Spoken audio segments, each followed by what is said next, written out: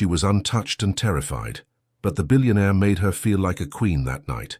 Before we explore all the details of this incredible story, tell us where you're following us from and the time. Subscribe to the channel so you don't miss a thing, and let's embark on this journey together. The rain drummed against the windows of Naomi Ellington's studio apartment like an impatient visitor she wasn't ready to receive. She stood before her small bedroom mirror, holding a black dress that had been hanging unworn in her closet for 2 years. The fabric felt foreign between her fingers, too elegant, too bold for someone who preferred to blend into coffee shop corners and library alcoves. At 29, Naomi had perfected the art of being present without being seen, of listening without revealing, of existing in the comfortable shadows of other people's conversations. But tonight was different. Tonight, she had an obligation she couldn't escape.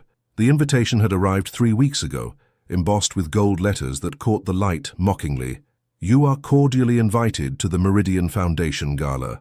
Her colleague Bethany had pressed it into her hands with the enthusiasm of someone who believed that networking events could change lives. "You need this, Naomi," Bethany had insisted, adjusting her own bright red lipstick in the break-room mirror at the small marketing firm where they both worked. "You can't keep hiding behind your computer screen forever. There will be important people there. Publishers, business owners, maybe even some film producers." Naomi had wanted to explain that she wasn't hiding exactly. She was just careful, selective. After what happened with David 3 years ago, the way he had made promises about their future while secretly planning his exit, she had learned that visibility often came with a price she wasn't willing to pay. But the invitation had come with a catch. Her boss, Mr. Hartford, had specifically requested that she attend as the company's representative. "You understand our clients' needs better than anyone," he'd said, and Naomi knew it wasn't really a request. Now, as thunder rolled across the Portland skyline, she slipped into the dress and barely recognized the woman staring back at her. The black fabric hugged her curves in ways that felt both flattering and exposing, and her dark hair fell in natural waves past her shoulders. She looked elegant, sophisticated, everything she felt she wasn't. The Grand Meridian Hotel downtown buzzed with energy that seemed to vibrate through the marble floors. Crystal chandeliers cast warm light across faces that belonged in magazines, and the gentle clink of champagne glasses created a soundtrack of success and ambition. Naomi clutched her small purse tighter and reminded herself that she only needed to stay for 2 hours, shake the right hands, smile at the right moments, and then return to the safety of her quiet apartment. She accepted a glass of sparkling water from a passing waiter and positioned herself near a tall window overlooking the city. The rain had stopped, leaving the streets below glistening under streetlights like a painting she might have admired from a safe distance. Not a fan of champagne, or just not a fan of crowds. The voice came from her left, deep, unhurried, with the kind of warmth that made her turn before she could stop herself. The man standing beside her was tall without being imposing, with sandy brown hair that looked like he'd run his fingers through it once or twice. His suit was well-tailored but not flashy, and his eyes, a striking blue-gray, held the same observant quality she recognized in herself. "Both, actually," Naomi heard herself say, surprising them both with her honesty. He smiled, and it reached his eyes in a way that made her stomach flutter with something she hadn't felt in years. "Lysander Cole," he said, extending his hand, "and you're either the most honest person in this room or the most refreshingly direct." "Naomi," she replied, feeling the warmth of his palm against hers. "Naomi Ellington. And I'm probably both." They stood there for a moment longer than social convention required, hands still connected, eyes holding a conversation that neither of them could quite translate into words. Around them, the gala continued its sophisticated dance, but Naomi felt as if the volume had been turned down, as if the whole world had suddenly become more manageable. When Lysander finally released her hand, she felt the absence of his touch like a question she didn't know how to answer. And in that moment, Naomi realized that some invitations, the ones that mattered most, came disguised as simple introductions on rainy Thursday nights. Have you ever met someone who made you question everything you thought you knew about staying safe? Someone whose simple presence made your carefully built walls feel both necessary and suffocating at the same time? She told herself it was just another Tuesday morning ritual. Naomi pushed through the glass door of Brood Awakening, the small coffee shop 3 blocks from her apartment that had become her sanctuary over the past 2 years. The familiar scent of freshly ground beans and warm pastries wrapped around her like a comfort blanket, and she felt her shoulders relax for the first time since Saturday night's gala. 3 days had passed since she'd met Lysander Cole, and she'd spent each one trying to convince herself that the flutter in her chest had been nothing more than champagne bubbles and social anxiety. Men like him, confident, charming, effortlessly magnetic, didn't linger in the lives of women like her. They collected phone numbers at elegant events and moved on to their next adventure. She hadn't given him her number, hadn't even mentioned where she worked or lived. It had been a perfect, contained moment, beautiful, precisely because it would never happen again. "The usual, hun," called out Meredith, the 60-something barista whose grey curls always seemed to defy gravity in the most endearing way. "Please," Naomi replied, settling into her favourite corner table by the window. She pulled out her laptop and notebook, ready to lose herself in the marketing proposal that was due by Friday. This was her element: quiet productivity, steaming coffee, and the gentle hum of other people's conversations, providing a soundtrack to her solitude. She was 3 pages deep in demographic analysis when a shadow fell across her table. "I was hoping it wasn't just coincidence that we both prefer small places over corporate chains." Naomi's fingers stilled on the keyboard.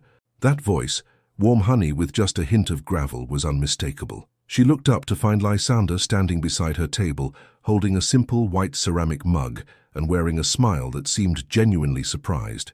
He was different in daylight, less polished than he'd been at the gala, wearing dark jeans and a navy sweater that made his blue-grey eyes more pronounced.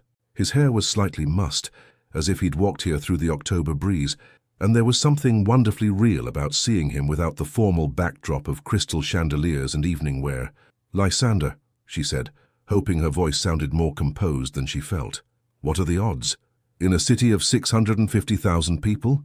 Pretty astronomical." He gestured to the empty chair across from her. "Mind if I sit, or would you prefer to keep this a mysterious one-time encounter?" Naomi found herself nodding before her practical mind could intervene. "I suppose the mystery is already ruined," she said, closing her laptop halfway. "Though I have to ask, do you make a habit of finding women from fancy parties in random coffee shops? Only the ones who tell me they're not fans of crowds and then proceed to have the most honest conversation I've had in months." He settled into the chair with the same unhurried grace she remembered from Saturday night. "And for the record, this isn't exactly random. I live about 6 blocks from here. This is my Tuesday morning routine." "Tuesday morning routine," Naomi repeated, feeling something warm unfurl in her chest. "How very ordinary of you." "Disappointed?" "Relieved," she admitted, then immediately wondered why she'd been so honest again. Lysander's smile deepened.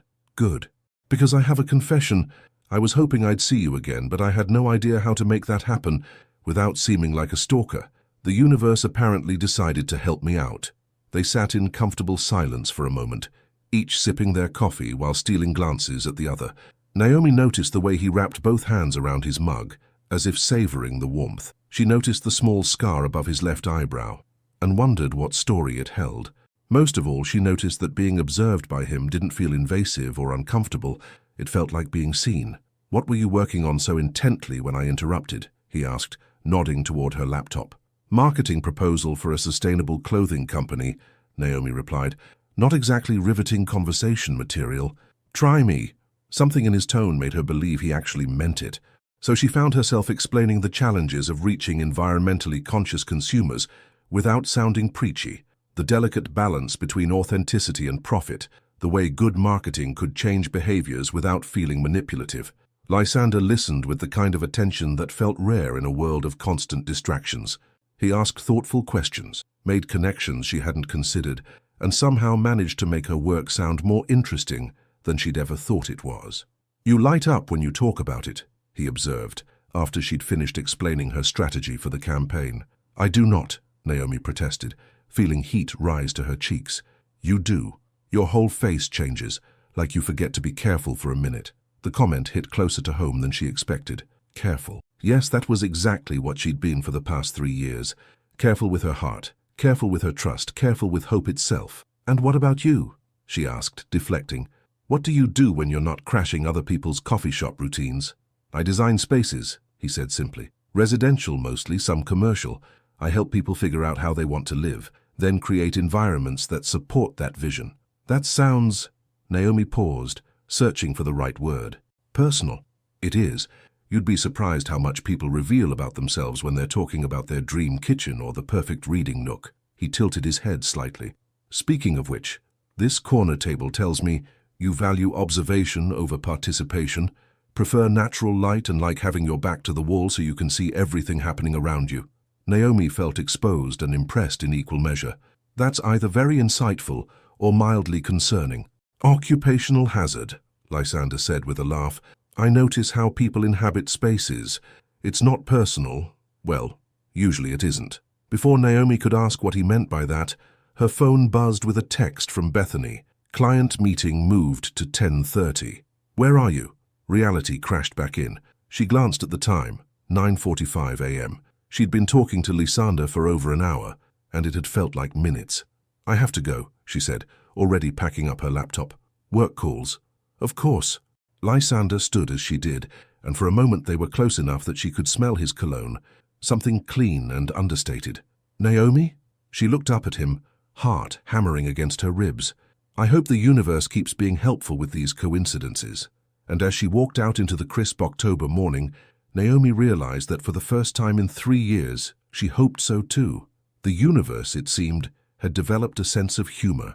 Naomi spotted him before he saw her, a familiar figure in a charcoal grey jacket, moving at an unhurried pace along the tree-lined path of Laurelhurst Park. It was Thursday morning, barely past 7, and the October air carried that crisp promise of winter that made her pull her burgundy scarf tighter around her neck.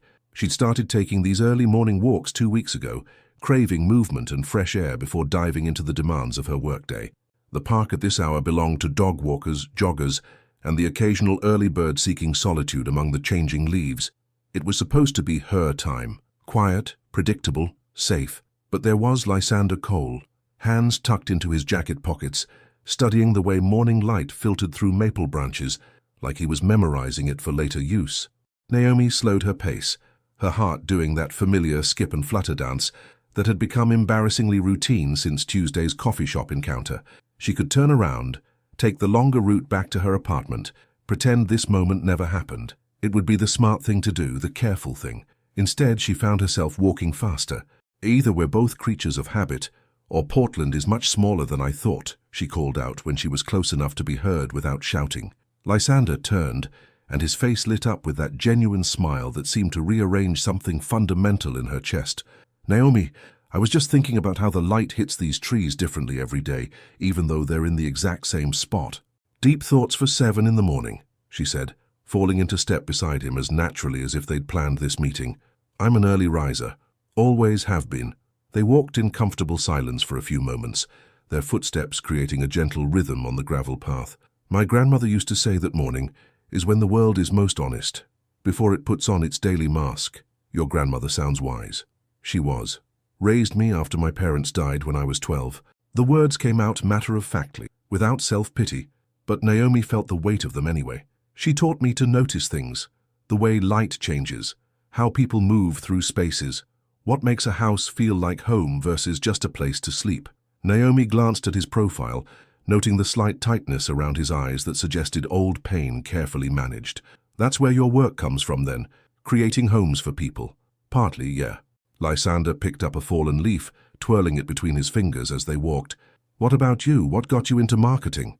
Practical necessity, mostly, Naomi admitted. I majored in English literature, which my mother helpfully pointed out was a lovely hobby but not a career. Marketing felt like a compromise, still working with words and stories, just selling things instead of exploring the human condition. Do you miss it? The exploring part? The question caught her off guard. Most people asked about her job satisfaction or career goals, not about the dreams she'd quietly set aside. Sometimes, she said softly, I used to write. Nothing published, just stories about ordinary people in extraordinary moments. But life got complicated, and practical concerns took over. What kind of complications? Naomi felt the familiar instinct to deflect, to keep her walls intact. But something about the early morning stillness, the way Lysander listened without pushing, made her want to be honest. I got engaged 3 years ago to someone who made a lot of promises about supporting my dreams. She kicked at a small stone, watching it skitter ahead of them. Turns out he was more interested in the idea of a creative girlfriend than the reality of a woman who spent evenings writing instead of planning dinner parties for his colleagues. Sounds like his loss was pretty catastrophic. The simple statement, delivered without drama or false sympathy, made Naomi smile despite herself. That's one way to put it. They'd reached the pond at the center of the park, where a few ducks glided across the surface with enviable serenity. Lysander stopped walking and turned to face her fully. "Can I tell you something?" he asked, his voice carrying a note of seriousness that made her pulse quicken. "Sure." Tuesday morning at the coffee shop wasn't a coincidence. I mean, it was. I really do go there every Tuesday, but I'd been hoping to see you again since Saturday night. He ran a hand through his hair, suddenly looking younger and more vulnerable. I know that might sound forward, or maybe even a little creepy, but there was something about our conversation at the gala that I couldn't shake. Naomi felt her breath catch. What kind of something? You didn't try to impress me. You didn't laugh at my jokes unless they were actually funny. When I talked, you listened like my words mattered, not like you were waiting for your turn to speak. He stepped closer, close enough that she could see the golden flecks in his blue-gray eyes. It's been a long time since someone made me feel like myself instead of like a version of myself. The honesty in his voice was almost overwhelming. Naomi felt the careful distance she'd maintained beginning to crack, and it terrified and thrilled her in equal measure. "Lysander," she began, not sure what she wanted to say. "I know you're careful," he said gently. "I can see it in the way you choose your words, the way you hold yourself like you're ready to run if things get too intense. And I'm not asking you to change that. I'm just asking you to consider that maybe some risks are worth taking." Before she could respond, her phone buzzed insistently. Work, always work, pulling her back to the safe, predictable world where feelings could be managed and hearts could stay protected. "I should go," she said reluctantly, already reaching for her phone. "Naomi." Lysander's voice stopped her mid-turn. "Same time tomorrow." She looked back at him, standing there in the morning light with hope written across his features, and felt something inside her chest crack open just a little wider. "Same time tomorrow," she heard herself say, and wondered when she'd stopped being afraid of her own voice. The bookstore smelled like old paper and forgotten dreams. Naomi had discovered Powell's books during her first week in Portland, and it had quickly become her refuge on Saturday afternoons, when the world felt too loud and demanding. The towering shelves created intimate corridors where she could disappear for hours, running her fingers along worn spines and reading first paragraphs that promised escape. Today, she'd sought out the fiction section with particular purpose. Her conversation with Lysander about writing had awakened something she'd thought she'd successfully buried, the urge to lose herself in other people's stories, to remember what it felt like to believe in happily ever after. She was crouched in the literary fiction aisle, examining a collection of short stories about ordinary women in extraordinary circumstances, when a familiar voice drifted over the shelf behind her. "Excuse me, do you have anything by authors who understand that love stories don't always start with grand gestures?" Naomi froze, recognizing the voice immediately. Lysander was one aisle over, apparently talking to a store employee. She could hear the smile in his tone, that gentle humor that had become increasingly familiar over their morning walks. "Well," came the response from what sounded like a young male employee, "that depends on what you consider a grand gesture. Are we talking no dramatic airport scenes or no gestures at all? I'm thinking more everyday magic, the kind that happens in coffee shops and during morning walks.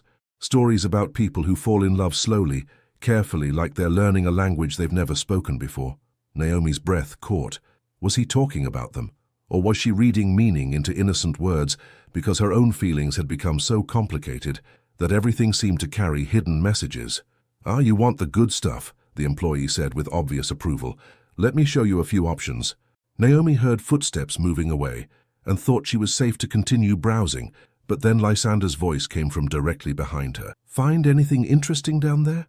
She looked up to find him standing at the end of the aisle, holding a small stack of books and wearing that expression of amused surprise that seemed to be his default whenever they encountered each other unexpectedly. "Are you following me now?" she asked, rising to her feet and brushing dust off her jeans. "Would you believe me if I said this was another cosmic coincidence? In a bookstore the size of a city block? Absolutely not." Lysander laughed, a sound that made something warm bloom in her chest, despite her attempted skepticism. "Fair enough. Full disclosure. I saw you through the window when I was walking by. You looked so completely absorbed in whatever you were reading that I had to come in and see what could capture Naomi Ellington's undivided attention. And instead you started asking the staff for relationship advice disguised as book recommendations? Touché. He stepped closer, close enough that she could see the titles in his stack. 3 novels about quiet romance and 1 book of poetry. Though technically, I was asking for book recommendations disguised as relationship research. The honesty in his admission made her pulse quicken in a way that was becoming dangerously familiar. Research for what? For understanding how someone like you might want to be loved. The words hung in the air between them, more intimate than anything he'd said during their morning walks. Naomi felt her carefully constructed defenses wobble, then steady themselves through sheer force of habit. Someone like me, she repeated, not sure if it was a question or a statement. Someone thoughtful, cautious, someone who's been hurt before and isn't sure she wants to risk it again. Lysander's voice was gentle, but his eyes held hers with an intensity that made it impossible to look away. Someone who deserves to be loved like a favorite book, slowly, carefully, with attention to every beautiful detail. Naomi felt tears threaten behind her eyes. When was the last time someone had spoken to her like this? When was the last time someone had tried to understand her rather than change her? Lysander, she began, then stopped, unsure how to continue. Too much? He asked, reading her hesitation with the same careful attention he seemed to pay to everything about her. No, it's not. It's just... She looked down at the book still in her hands, using it as an anchor to steady herself. I'm not good at this. The slow falling part, the trusting part. I keep waiting for the moment when you realize I'm not worth the effort. Hey, Lysander stepped closer, gently tilting her chin up until she met his eyes again. What if I told you that effort isn't something I'm measuring? What if I told you that getting to know you, the real you, not some version you think I want to see, is the best part of my day? I'd probably tell you that you don't know me well enough to say that. Then give me the chance to know you better. The simple request felt monumental. Naomi thought about David, about how he'd started with similar words, but had ultimately wanted her to be smaller, quieter, more convenient. She thought about her mother's voice telling her to be practical, to choose security over sentiment. She thought about all the ways loving someone could go wrong. But then she looked at Lysander, really looked at him, at the way he held her gaze without trying to rush her decision, at the patient set of his shoulders, the books in his hands chosen specifically to understand her better, at the quiet confidence of someone who knew that good things took time. There's a cafe around the corner, she heard herself say. They have terrible coffee but excellent pastries and tables by the window where you can watch people walk by. Are you asking me on a date, Naomi Ellington? The teasing in his voice made her smile despite her nerves. I'm asking you if you want to continue this conversation somewhere with better lighting and worse coffee. I thought you'd never ask.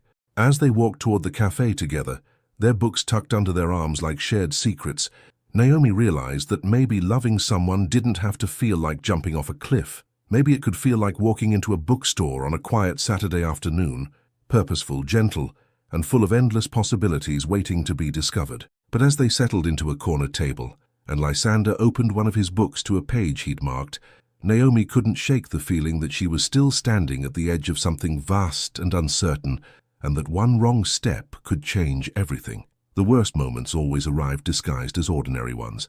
Naomi was standing in line at the grocery store on Tuesday evening, absently scanning headlines on magazine covers while waiting to pay for her modest collection of items: Greek yogurt, fresh spinach, the fancy dark chocolate she allowed herself once a week. Her mind was elsewhere, replaying Saturday's conversation with Lysander at the cafe, the way he'd listened to her talk about her abandoned writing dreams without trying to fix or minimize them. She was reaching for her wallet when she heard it, a laugh that made her blood turn to ice water in her veins. Well, well, Naomi Fletcher, or I suppose it's back to Ellington now, isn't it? She turned slowly, already knowing what she would find. David Hartwell stood 3 people behind her in line, his perfectly styled blonde hair and expensive suit exactly as she remembered them. But there was something new in his expression, a smugness that hadn't been there during their relationship, as if the past 3 years had confirmed everything he'd believed about her limitations. David, her voice came out steadier than she felt. What are you doing in Portland? Business meeting. I'm expanding the firm to the West Coast. He stepped closer, ignoring the irritated looks from other customers as he abandoned his place in line. You look exactly the same. Still shopping for one, I see. The comment hit its intended target. Naomi felt the familiar shame creep up her neck, the same feeling she'd carried for months after their engagement ended, the sense that her inability to be what he wanted somehow made her defective. Some things don't change, she managed, hating how small her voice sounded. No, they don't. David's eyes swept over her simple jeans and sweater with obvious disappointment. Still hiding away in your little apartment, still writing stories no one will ever read, still convinced that your feelings matter more than practical considerations. Each word was carefully chosen to wound, and they found their marks with surgical precision. This was the David she'd forgotten in the haze of missing him, not the charming man who'd swept her off her feet, but the one who'd slowly, methodically convinced her that her dreams were naive and her expectations unrealistic. Actually, Naomi said, surprised by the strength that crept into her voice, I'm doing quite well. I have a good job, good friends, a life I've built for myself. A marketing job, David said dismissively. We both know that's not what you really wanted. Remember all those late nights when you'd stay up writing instead of spending time with me? I told you then that it would never amount to anything, and here we are, 3 years later, proving me right. The grocery store suddenly felt too small, too bright, too full of witnesses to her humiliation. Naomi wanted to run, to disappear, to find somewhere safe where David's words couldn't follow her. Instead, she found herself thinking about Lysander's voice from Saturday afternoon. What if I told you that getting to know you, the real you, is the best part of my day? You're right, she said quietly, and David's smile widened in triumph. 3 years ago I let you convince me that my dreams didn't matter. I let you make me feel small and impractical and foolish for wanting something beyond what you thought I deserved. Naomi, but here's what you don't understand, she continued, her voice growing stronger with each word. I stopped writing because you made me believe I wasn't good enough. Not because I wasn't good enough, but because you needed me to believe it, and I'm finally starting to remember the difference. David's expression shifted from smugness to irritation. Don't be ridiculous. I was trying to help you be realistic about your limitations. No, you were trying to help yourself feel superior by making me smaller. Naomi picked up her grocery bag from the counter, surprised to realize her hands weren't shaking. The cashier had finished ringing up her items while they talked, and she handed over her card with steady fingers. You'll regret this attitude, David said, his voice taking on the sharp edge she remembered from their worst fights. You'll end up alone, just like I said you would. Who's going to want someone who puts imaginary stories ahead of real life? For a moment, the old fear rose in Naomi's throat. What if he was right? What if her cautious heart and broken dreams really did make her unlovable? But then she thought about morning walks in the park, about conversations that lasted for hours without either person checking their phone. She thought about someone who asked thoughtful questions about her work and listened to the answers like they mattered. She thought about books chosen specifically to understand her better, and eyes that saw her as someone worth knowing, rather than someone who needed to be fixed. Actually, she said, meeting David's gaze with something that felt remarkably like peace, I think I'm going to be just fine. She walked out of the store without looking back, leaving David standing in the checkout line with his mouth slightly open and his certainty shaken. The October evening air felt crisp and clean against her skin, washing away the claustrophobic feeling of the past few minutes. Her phone buzzed as she unlocked her car. A text from Lysander. Hope your day ended better than it started. See you tomorrow morning for our walk? Naomi stared at the message for a long moment, remembering David's prediction about ending up alone. Then she typed back, Definitely. I have some things I'd like to tell you. As she drove home through the quiet Portland streets, Naomi realized that running into David hadn't been the worst moment after all. It had been exactly what she needed, a reminder of who she used to be when she let someone else define her worth, and a glimpse of who she was becoming when she remembered how to define it herself. But the real test, she knew, would come tomorrow morning when she tried to explain to Lysander why her hands were still trembling and her heart was still raw from reopening old wounds. The morning air tasted like rain and second chances. Naomi arrived at the park 15 minutes early, her stomach churning with a mixture of anticipation and dread. She'd barely slept, replaying her encounter with David and rehearsing different versions of how to tell Lysander about it. Every imagined conversation ended the same way, with him realizing that she came with too much baggage, too many complications, too much history that could complicate whatever was growing between them. She found their usual bench by the pond and sat down, watching the ducks glide across the water with their effortless grace. How did they make it look so easy? This business of moving forward without looking back. "You're here early." Lysander's voice made her turn, and she felt her heart do that familiar flutter when she saw him approaching, with 2 coffee cups from Brewed Awakening. He was wearing a forest green jacket that brought out the blue in his eyes, and his hair was slightly damp from the morning mist. "I brought reinforcements," he said, offering her one of the cups. "Figured we might need caffeine for whatever serious conversation is brewing behind those thoughtful eyes of yours." Naomi accepted the coffee gratefully, wrapping her hands around the warm cup and using the gesture to buy herself a few more seconds of courage. "How did you know I needed to have a serious conversation? Your text last night had a certain weight to it. Plus, you've been sitting here for at least 10 minutes staring at those ducks like they might have answers to life's biggest questions." Despite her nervousness, Naomi smiled. Maybe they do. They seem to have figured out how to move through life without constantly second-guessing themselves. Lysander settled beside her on the bench, close enough that she could feel the warmth radiating from his jacket. "Want to tell me what happened yesterday?" The gentle question, asked without pressure or impatience, made something tight in Naomi's chest begin to loosen. She took a sip of coffee, perfectly prepared with just the right amount of cream, and marveled at how well he was already learning her preferences. "I ran into my ex-fiancé at the grocery store," she said, the words tumbling out before she could lose her nerve. "David, the one I mentioned during our walk." Lysander didn't react with surprise or jealousy, just waited for her to continue with the same patient attention she'd come to treasure. "He said some things," Naomi continued, staring down at her coffee, "about how I haven't changed, how I'm still the same impractical dreamer who thinks her feelings matter more than reality, about how I'll end up alone because I put imaginary stories ahead of real life." "And what did you say?" The question surprised her. Most people would have immediately reassured her that David was wrong, or gotten angry on her behalf, or tried to fix her feelings about the encounter.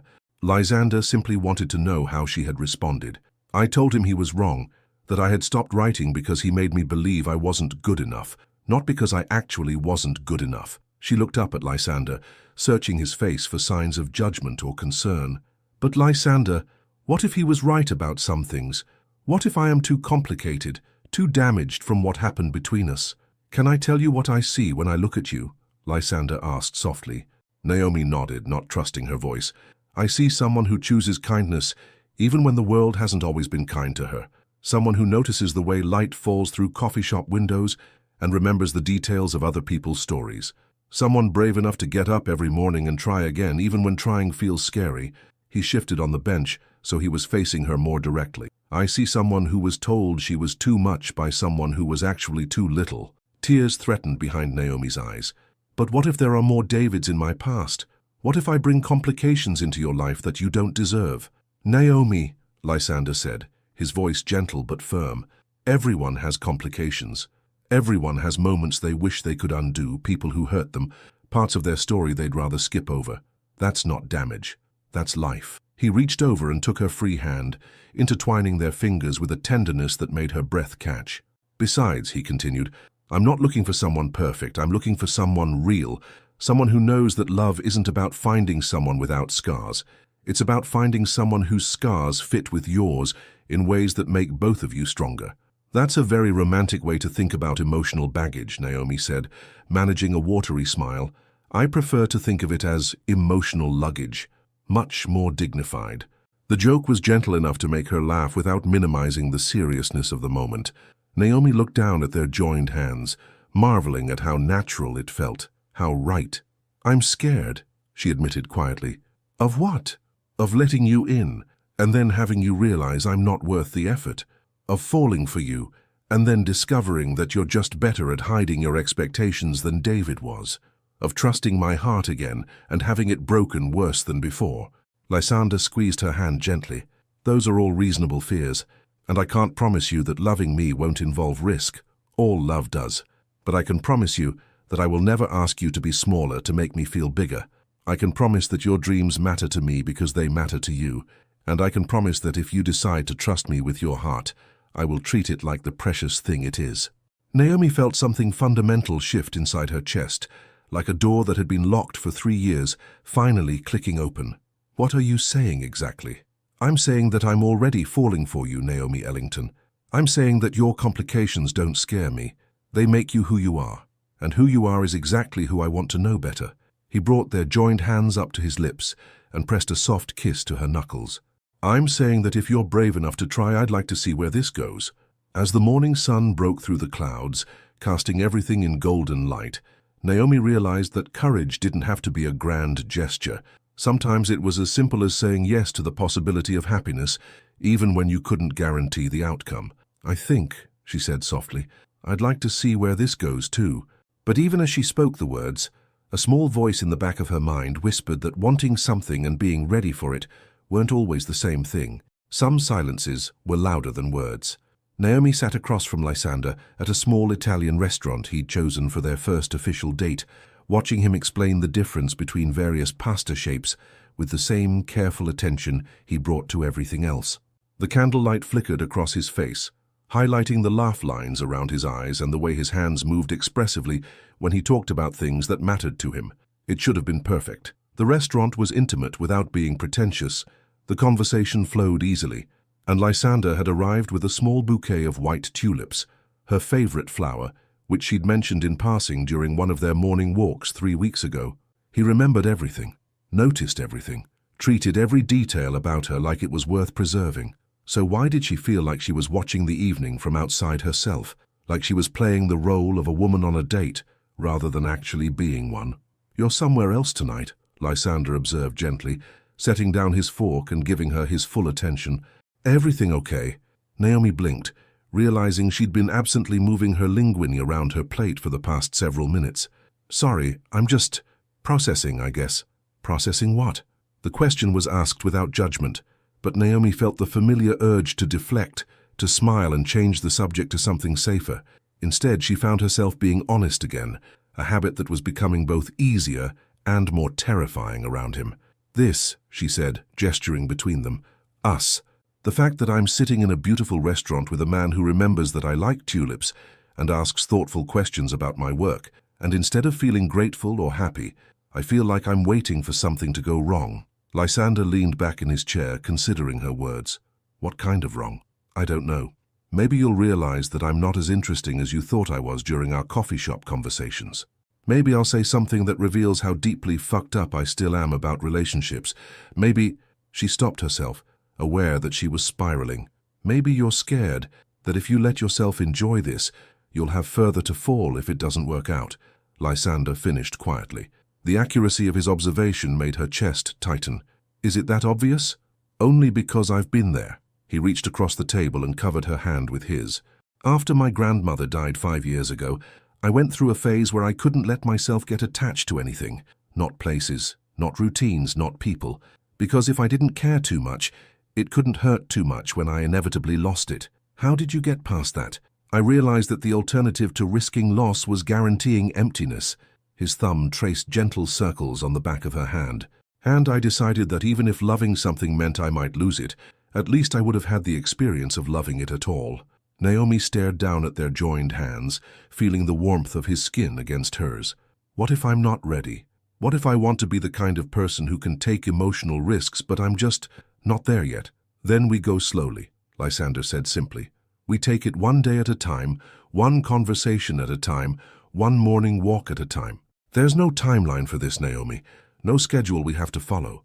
But what if slowly isn't enough? What if I need so much time and patience that you eventually get tired of waiting for me to catch up? The question hung between them, heavy with all her accumulated fears about being too much work, too complicated, too damaged to be worth the effort. Naomi held her breath, waiting for him to reassure her in a way that would feel hollow or worse, to hesitate in a way that would confirm her worst fears. Instead, Lysander was quiet for a long moment, his expression thoughtful. Can I tell you about my grandmother's garden? He asked finally. The apparent non sequitur caught Naomi off guard. Sure. She had this rose bush that she planted the year my grandfather died. It was supposed to bloom that first spring, but it didn't. The second year, nothing. By the third year, my neighbors were telling her to dig it up, that it was obviously a dud, that she was wasting space that could be used for something more reliable. Naomi found herself leaning forward, drawn into the story, despite her confusion about its relevance. But my grandmother kept tending it, Lysander continued, watering it, pruning it, talking to it like it could hear her, And in the 4th year, it bloomed. Not just a few flowers. The whole bush exploded with the most beautiful roses any of us had ever seen.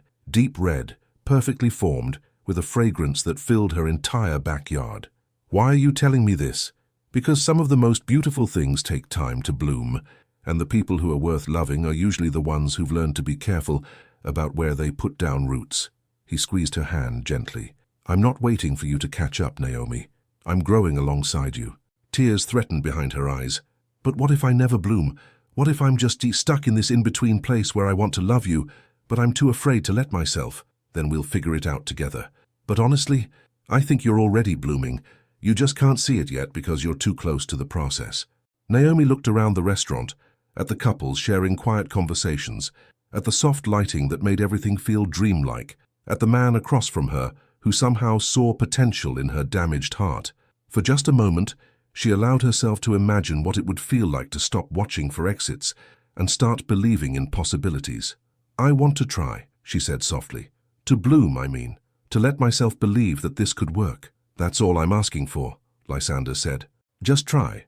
We'll figure out the rest as we go. As they left the restaurant hand in hand, walking slowly through the quiet Portland streets, Naomi felt something shift inside her chest. Not a complete transformation.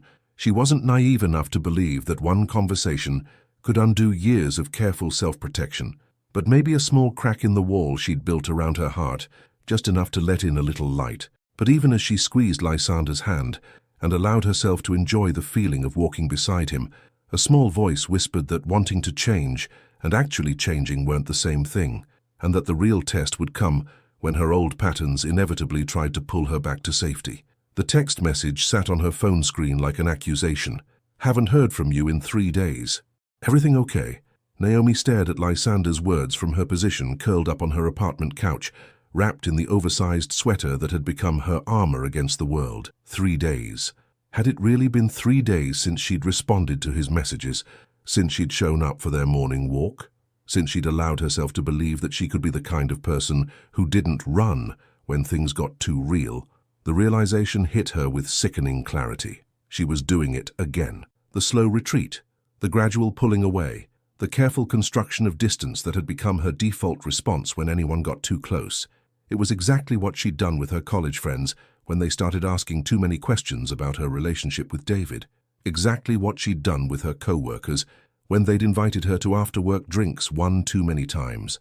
The pattern was so familiar, she could have navigated it with her eyes closed. First, the panic when someone started to matter too much.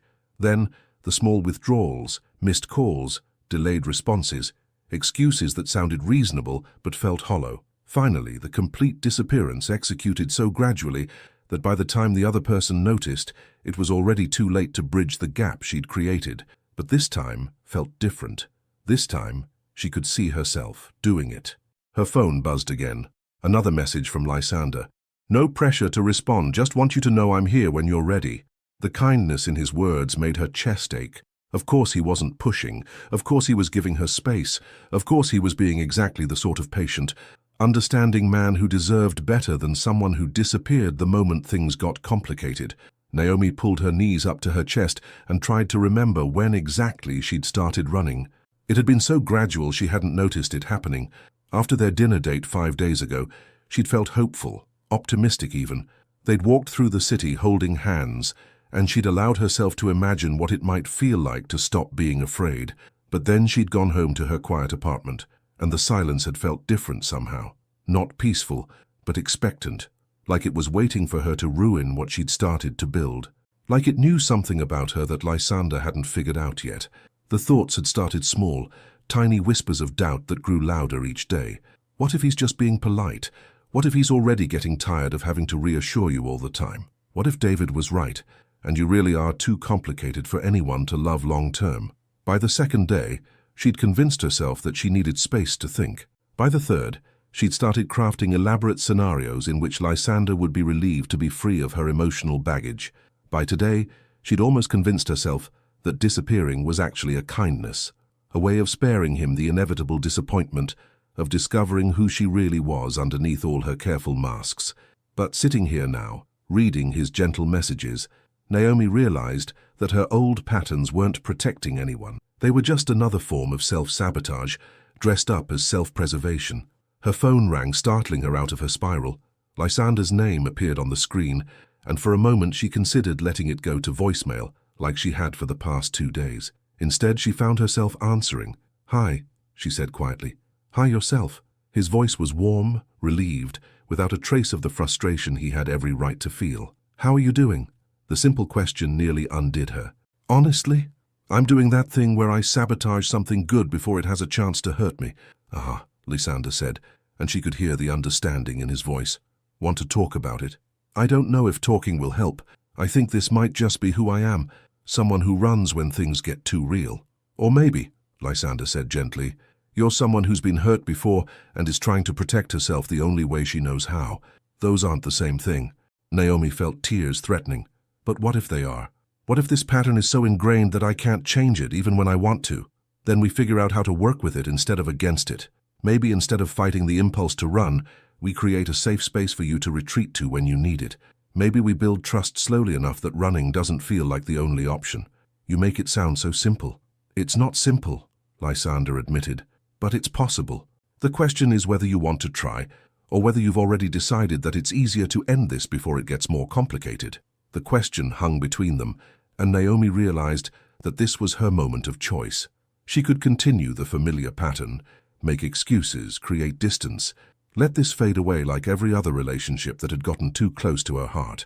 Or she could do something that terrified her. She could stay. "I want to try," she whispered. "But I'm scared that I'll just do this again, that I'll keep pulling away every time we get closer, until you finally get tired of it." "What if we started smaller?" Lysander suggested. "Instead of expecting yourself to be completely open all the time, what if we just focused on not disappearing completely? What if when you feel the urge to run, you just tell me that's what you're feeling? That simple? That simple. No judgment, no pressure to explain or fix it. Just honesty about where you are in the moment." Naomi closed her eyes, imagining what it would feel like to have that kind of safety net, to know that she could admit to being scared without having to defend her fear or apologize for it. "I'm feeling it right now," she said softly. "The urge to run, to hang up this phone and convince myself that you deserve better than someone who needs this much patience." "Thank you for telling me," Lysander said simply. What would help right now? Space, company, something in between? The fact that he was asking rather than deciding for her made something tight in her chest begin to loosen. "Could we maybe take a walk? Nothing heavy, just walking. I think better when I'm moving. I'll pick you up in 20 minutes. As Naomi hung up the phone and went to find her shoes, she realized that maybe change didn't have to be a dramatic transformation. Maybe it could be as simple as choosing again and again to stay instead of run, even when staying felt like the scariest thing she'd ever done. The rain had started again, but this time Naomi didn't mind getting wet. She and Lysander walked side by side through the empty streets of her neighborhood, their footsteps splashing through puddles that reflected the warm glow of streetlights. The October air was sharp and clean, washing away the claustrophobic feeling that had been building in her apartment over the past 3 days.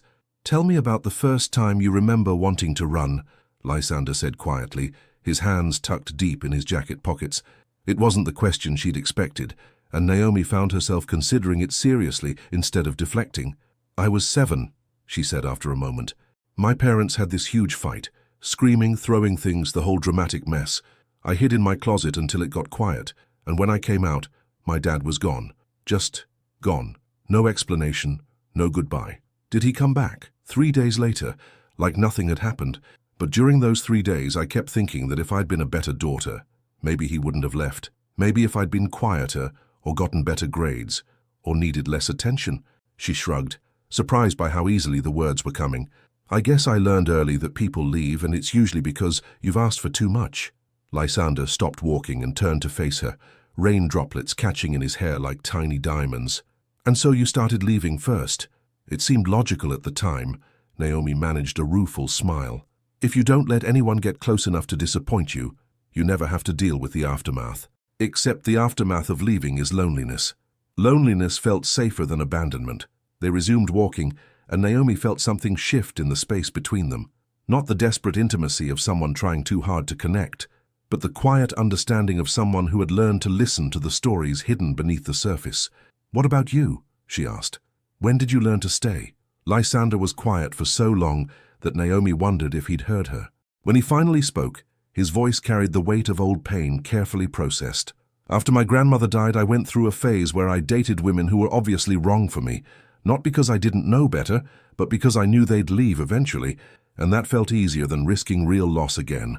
He kicked at a small stone, sending it skittering ahead of them. It took me about 2 years to realize that I was doing exactly what you're doing, protecting myself right into isolation. What changed?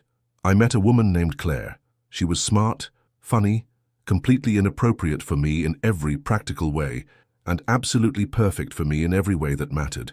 Lysander's smile was soft with memory. She lasted about 3 months before she called me out on my emotional unavailability.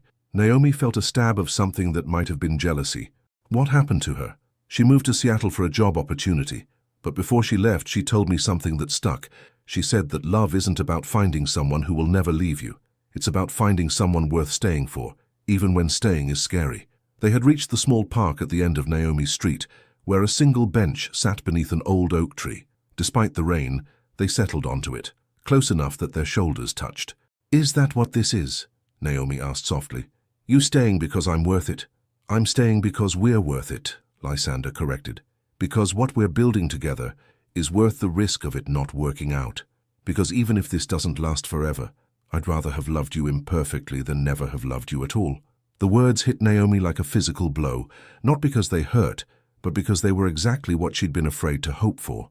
Someone who saw her patterns, her flaws, her tendency to run and chose to stay anyway, not because he thought he could fix her, but because he thought she was worth the effort of growing alongside. "I don't know how to do this," she admitted, tears mixing with raindrops on her cheeks. "I don't know how to be the kind of person who stays when things get difficult. Then we'll learn together." Lysander reached over and took her hand, intertwining their fingers with the same gentle certainty she'd come to associate with everything he did. "We'll take it one day at a time, one conversation at a time, and when you feel like running, you'll tell me, and we'll figure out what you need to feel safe staying. What if I disappoint you? What if I keep pulling away, even when I don't want to? Then we'll try again tomorrow, and the day after that, for as long as it takes." He turned to face her fully, his blue-gray eyes serious in the dim light. "Naomi, I'm not asking you to be perfect. I'm not asking you to never be scared or confused or damaged. I'm just asking you to try to trust that I meant it when I said I want to know the real you. All of you, including the parts that are still healing." Naomi looked at their joined hands, at the way his thumb traced gentle circles on her palm, at the rain falling around them like a blessing. For the first time in years, maybe in her entire life, she felt seen without feeling exposed, known without feeling judged. "I want to try," she said, the words barely audible above the sound of rain on leaves. "I want to learn how to stay." "Then that's enough," Lysander said simply. "That's more than enough." As they sat together on that rain-soaked bench, Naomi felt something fundamental shift inside her. Not a complete transformation. She wasn't naive enough to believe that one conversation could undo a lifetime of learned responses, but for the first time, she felt like staying might be possible, like love might be possible, like she might be possible. The rain continued to fall, but neither of them moved to leave. They sat in comfortable silence, hands intertwined, learning that sometimes the most radical act of courage isn't running toward something new, but sitting still long enough to let something real take root. But even as she squeezed Lysander's hand and allowed herself to believe in the possibility of permanence, a small part of Naomi whispered that the real test would come not in moments like this, quiet and perfect and removed from the world, but in the bright light of ordinary days, when the choice to stay would have to be made again and again, without the romance of rain and the poetry of night, to make it feel easy. The invitation arrived on a Tuesday morning that felt like any other. Naomi was sitting at her kitchen table, laptop open to a client presentation she was supposed to finish before noon, when she saw the elegant envelope mixed in with her usual stack of bills and advertisements. Her name was written in calligraphy that belonged in wedding announcements or formal events, the kind of script that made ordinary people feel important. Inside was an invitation to the Portland Literary Arts Foundation Gala, scheduled for the following Saturday. The same foundation where she'd met Lysander 2 months ago, in what now felt like another lifetime. But this invitation was different from the one Bethany had pressed into her hands back then. This one was addressed specifically to her, with a handwritten note at the bottom. We would be honored to have you join us as a featured emerging writer. Your submission has been selected for our Spotlight program. Naomi stared at the words until they blurred. Submission? She hadn't submitted anything to anyone in over 3 years. The last time she'd shared her writing with strangers, David had spent an entire evening explaining why pursuing publication was setting herself up for disappointment and why she should focus on more realistic goals. Her phone rang, startling her out of her confusion. Lysander's name appeared on the screen and she answered automatically. "Good morning, beautiful." His warm voice filled her kitchen, making her smile despite her bewilderment. "How's the presentation coming along?" "Lysander," she said, still staring at the invitation, "did you submit my writing to the Literary Arts Foundation?" Silence stretched between them, long enough that Naomi could hear her own heartbeat in her ears. "Yes," he said finally, his voice quiet but steady. "I did." The admission hit her like a physical blow. "How? When? I never gave you permission to—" "That night 3 weeks ago when you fell asleep on my couch, after we'd been talking about your abandoned novel, you left your laptop open and I saw the document titled Stories Worth Telling. I only read the first few pages, but Naomi—" His voice carried a mixture of awe and determination. "They were beautiful, heartbreaking and real, and exactly the kind of work that deserves to be seen." Naomi felt her chest tighten with a familiar panic. "You had no right. Those stories are private, they're not ready, they're not good enough." "Stop." Lysander's voice cut through her spiral with gentle firmness. "Don't you dare diminish your talent because someone once convinced you it wasn't worth sharing." "This isn't about David," Naomi said, even as she recognized the lie in her own words. "This is about you making decisions about my life without asking me. This is about you thinking you know what's best for me better than I do." "You're right," Lysander said immediately. "I should have asked. I should have talked to you first, gotten your permission, respected your boundaries. I was wrong to submit your work without telling you." His immediate admission of fault should have made her feel better, but instead it made her angrier. At least when David had tried to control her choices, he'd had the courtesy to argue about it.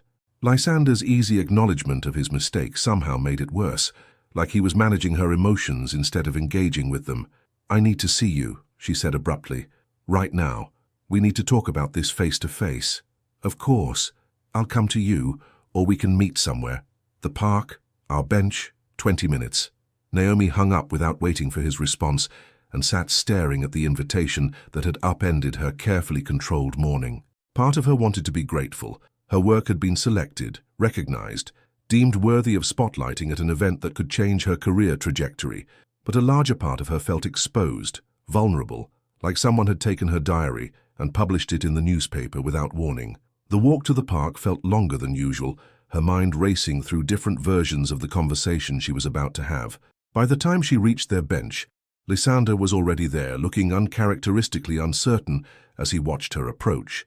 "Before you say anything," she said, sitting down, but maintaining careful distance between them, "I need you to understand something. For 3 years I have made every decision about my life based on what I thought I could handle. Every risk I've taken, every opportunity I've passed up, every dream I've put aside. All of it has been my choice, even when those choices hurt." Lysander nodded, his hands clasped tightly in his lap. "And yes, maybe some of those choices were influenced by fear or past trauma, or David's voice in my head telling me I wasn't good enough, but they were still my choices to make." Naomi's voice grew stronger as she continued. "When you submitted my work without asking, you took that choice away from me. You decided that you knew better than I did what I was ready for." "You're absolutely right," Lysander said quietly. "And I'm sorry. Not just sorry that you're upset, but sorry that I crossed a line I shouldn't have crossed." "Why did you do it?" Lysander was quiet for a long moment, his eyes fixed on the pond where their familiar ducks glided across the surface. "Because I love you," he said finally. "Because I've watched you dim your own light for weeks, talking about your writing like it's something shameful instead of something extraordinary. Because I wanted you to see yourself the way I see you." The words should have melted her anger, but instead they sharpened it into something cleaner and more focused. "You don't get to love me by making decisions for me," Naomi said, her voice steady and clear. "You don't get to save me from my own choices, even when you think those choices are wrong. Especially when you think those choices are wrong. I know. I understand that now, but—" "No." Naomi stood up, needing the physical distance to think clearly. "There's no but here, Lysander. Either you respect my autonomy completely or you don't respect me at all. There's no middle ground. Lysander rose to face her, his expression pained but determined. So what are you saying? That this is over? That one mistake means we can't find a way forward? Naomi looked at him, really looked at him, at the man who had shown her what it felt like to be truly seen, who had taught her that love didn't have to feel like losing herself. The man who had also just proven that even the most well-intentioned love could become another form of control if she wasn't careful. I'm saying, she said slowly, that I need you to understand that I get to decide what risks I'm ready for. I get to choose when to share my writing, when to take opportunities, when to put myself out there. And if you can't accept that, if you're going to keep trying to push me toward what you think is best for me, then we can't do this. And if I can accept it, if I promise to never make decisions about your life without consulting you first. Naomi felt something crack open in her chest, not breaking but expanding. Then I'm going to that gala on Saturday night, not because you submitted my work, and not because some foundation thinks I'm worth spotlighting, but because I'm choosing to go, because I'm ready to find out what happens when I stop hiding from my own potential.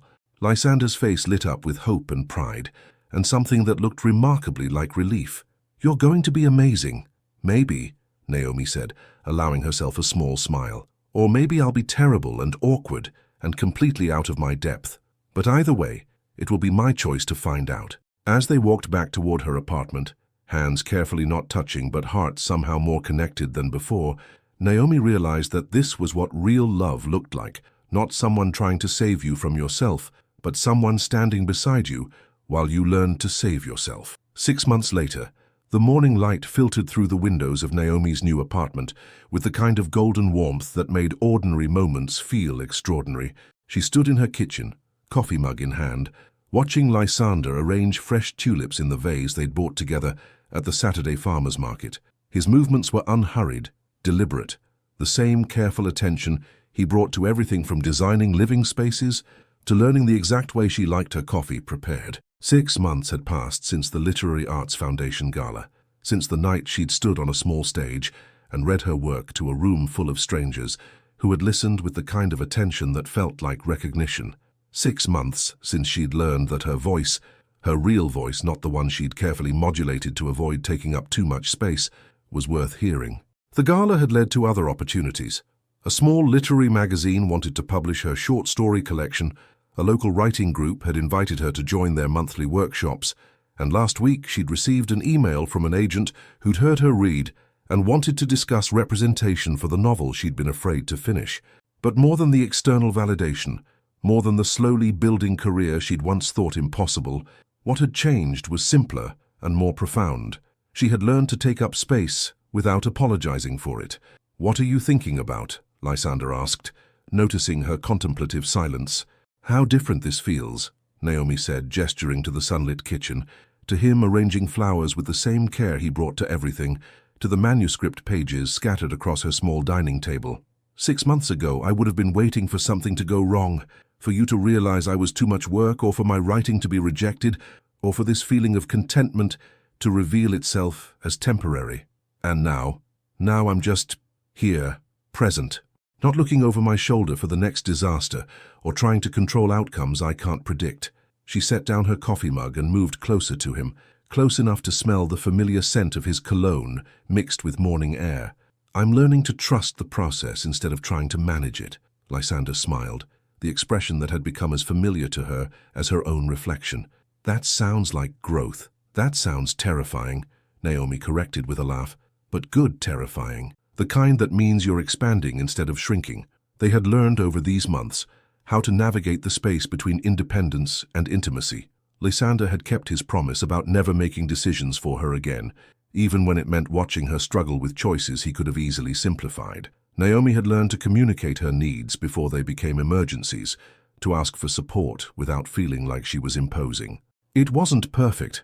There were still moments when her old patterns tried to reassert themselves, days when she felt the familiar urge to create distance before things got too real. But now she had tools for those moments, and more importantly, she had someone who understood that healing wasn't linear and growth wasn't always graceful. "I have something for you," Lysander said, reaching into his jacket pocket and pulling out a small wrapped package. Naomi raised an eyebrow. It's not my birthday, or any kind of special occasion that I'm aware of. It's a Tuesday in April, and you finished the first draft of your novel yesterday, and you're wearing that smile that means you've just realized something important about yourself. He handed her the package with characteristic gentleness. That seems like occasion enough. Inside the wrapping was a small leather journal, worn soft with age, with her initials embossed in gold on the cover. It was my grandmother's, Lysander explained. She used it to write down things she wanted to remember, recipes, quotes, observations, about the way light changed throughout the seasons. I thought maybe you could use it for your own observations. Naomi ran her fingers over the smooth leather, feeling the weight of history and possibility in her hands. Are you sure? This seems like something you should keep. She would have wanted it to go to another writer, someone who understands that words have power. He touched her hand gently. Besides, I have plenty of her other things, but this feels like it belongs with you. As Naomi opened the journal to the first blank page, she realized that this was what love looked like when it was healthy, not grand gestures or dramatic declarations, but small acts of recognition and support that helped you become more yourself, not less. Thank you, she said, standing on her toes to kiss him softly, for this, and for learning how to love me without trying to fix me. Thank you, he replied, for teaching me the difference. Later that morning, as Lysander left for work and Naomi settled at her table with the new journal and her laptop, she wrote her first entry. Today, I woke up in a life I chose instead of a life that happened to me. It's taken me 29 years and more false starts than I care to count, but I'm finally learning that the most radical act isn't loving someone perfectly. It's allowing yourself to be loved imperfectly, completely, as exactly who you are. She paused, pen hovering over the page, then added, Some love stories don't begin with fireworks. Some begin with a quiet recognition, like finding a book you didn't know you were looking for. And some stories, the ones worth telling, are about learning that you don't have to be fixed to be loved. You just have to be brave enough to let someone see who you really are underneath all the careful protecting. This is my story of learning to stay. Outside her window, Portland was waking up to another ordinary Tuesday, full of coffee shops and morning commutes and small moments that could change everything if you were paying attention. And for the first time in her life, Naomi Ellington was present for all of it. The beautiful, the mundane, the uncertain, and the hopeful. She was finally, completely home. What would you do if someone you loved made a decision about your life without asking you first? Even if their intentions were good, would you be able to forgive them and rebuild trust? Share your thoughts about love, boundaries, and second chances below. Thank you so much for watching until the end. If you enjoyed this story, don't forget to subscribe to the channel, leave a like, and comment your thoughts. Your participation is very important to us. See you next time.